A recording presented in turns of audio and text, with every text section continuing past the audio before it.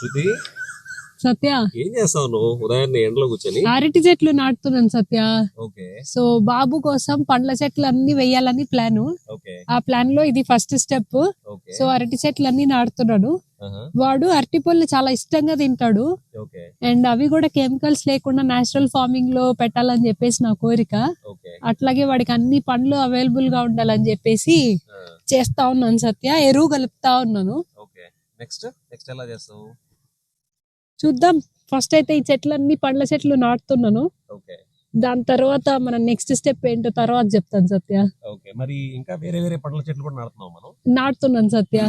Okay. చెప్పే కదా వాడికి మొత్తం ఒక 3 to 4 years లోపల వాడికి అన్ని అవైలబుల్ గా ఉండాలి. ఓకే సో అది ప్లాన్. ఓకే నాకు కూడా ఒక థాట్ ఉంది శృతి.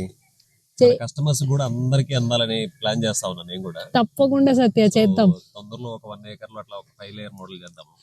తప్పకుండా చేద్దాం సత్య. So, అప్పుడు ఇంకా అందరికి కూడా అందించచ్చు, మన పిల్లోడికి అందించినట్టే అందరికి కూడా అందించచ్చు. ఓకేనా? ఓకే సరే శృతి అయితే అప్పుడు అయిపోయిందా? ఈజీగా ఉంది కదా నాటం అటు చెట్టు? అవును సత్య. ఓకే శృతి అయితే బాయ్ బాయ్. బాయ్.